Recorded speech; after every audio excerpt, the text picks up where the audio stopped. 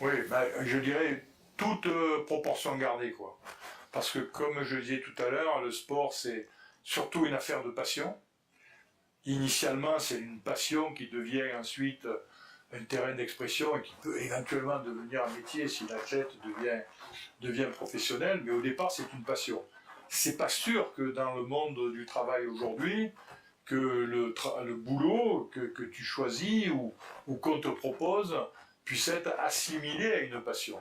Ça peut être, c'est plus souvent un devoir qu'une passion. Donc il n'y a pas cette adrénaline inhérente à cette liberté d'engagement et tout ça. Ça c'est la première différence.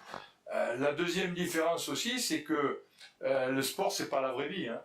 Bon, même si nous, des fois, on se la joue un petit peu, et quand vous regardez les news à la télé, on commence parfois par les résultats sportifs. Vous dites, bon, pourquoi pas, bon, tant mieux, parce que bon. Mais il y a des choses tellement plus importantes que ça, dans la vie courante et tout ça. Mais bon, ça, c'est un petit phénomène de mode.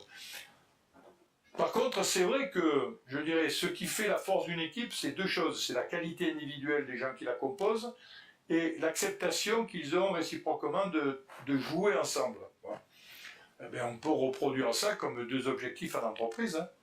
Recruter des gens les plus performants possibles, faire en sorte qu'au sein de leur adaptation à la nouvelle entreprise, ils continuent à progresser, et puis surtout qu'ils travaillent ensemble.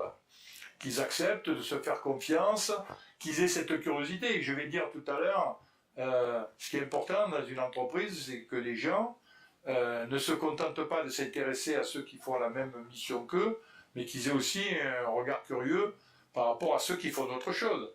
Que les commerciaux s'intéressent à la mission du marketing. Et réciproquement, mais réciproquement c'est plus facile à obtenir, oui. Eh bien, souvent en entreprise, le problème c'est que des fois cet engagement-là, il n'est pas systématique. C'est comme si sur un terrain de handball, celui qui est meneur de jeu, qui joue au milieu du terrain, eh bien, il se désintéressait complètement du jeu de son gardien de but, par exemple, alors qu'ils sont dans la même équipe. Il faut une curiosité réciproque pour arriver à une vraie connivence dans l'action. Et voilà. Et en entreprise, je trouve que souvent ça, c'est un peu oublié. Les chefs d'entreprise, ils parlent de siloisation, vous savez. Moi, dans mon entreprise, il y a des silos, c'est-à-dire il y a des services différents qui ne communiquent pas assez entre eux. Mais j'en ai, mais il ne tient qu'à vous. Faites en sorte que les gens soient informés. Un nouveau qui arrive, alors certes, il va surtout se perfectionner dans la mission que vous lui avez confiée, mais pourquoi en arrivant ne pas passer un peu de temps à aller voir ce qui se passe dans les autres services et tout pour vous inciter à renforcer. Donc voilà, c'est un conseil que je donne aujourd'hui.